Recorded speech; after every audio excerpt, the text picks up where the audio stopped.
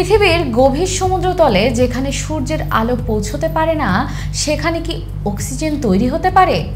এতদিন পর্যন্ত এর উত্তর ছিল না। কিন্তু এতদিনের এই ধারণা পাল্টে দিল এক সাম্প্রতিক গবেষণায় বিজ্ঞানীরা দেখেছেন গভীর সমুদ্রের তলদেশে ভূপৃষ্ঠ থেকে 4000 মিটার নিচে সম্পূর্ণ অন্ধকারে ধাতব খনিজের রাসায়নিক বিক্রিয়ায় তৈরি হচ্ছে রহস্যময় ডার্ক অক্সিজেন বা অন্ধকার অক্সিজেন।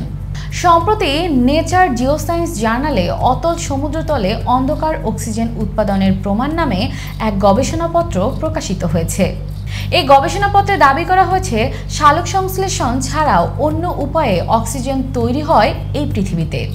আন্তর্জাতিক গবেষকদের এই দলটি আবিষ্কার করেছে প্রাণীর সম্পৃক্ততা ছাড়াই সেখানে অক্সিজেন তৈরি হচ্ছে, আর সেই অক্সিজেন টিকিয়ে রেখেছে গভীর সামুদ্রিক জীবনকে, যারা সম্পূর্ণ অন্ধকারে বেঁচে থাকে।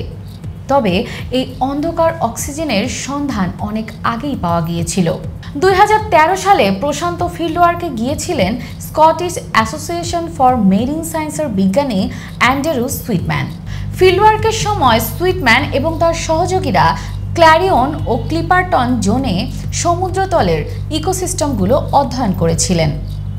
এই স্থানে প্রাকৃতিকভাবে সমুদ্রের তলদেশে বেড়ে ওঠা খনিজ আমানত আছে বলে মনে করা হয়। সে খনিজের সন্ধানে গিয়েছিলেন তারা। সেখানেই তারা আবিষ্কার করেন ডার্ক অক্সিজেন।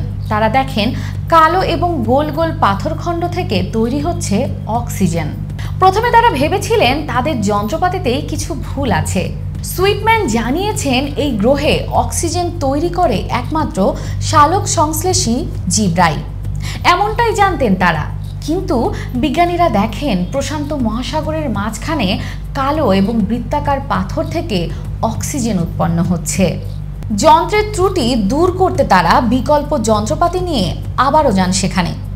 গত 10 বছর ধরে সব যন্ত্রেই তারা এই অদ্ভুত অক্সিজেনের সন্ধান পেয়েছিলেন। এরপর আর বাস্তবতাকে অস্বীকার করতে পারেননি বিজ্ঞানীরা। সুইটম্যান বলেছেন, এখন আমরা জানি গভীর সমুদ্রেও অক্সিজেন উৎপন্ন হয়, যেখানে কোনো আলোই নেই। আমি মনে করি বায়বীয় জীবন কোথায় শুরু হতে পারে? আমাদের এই প্রশ্নগুলো পুনঃ আলোচনা করা দরকার।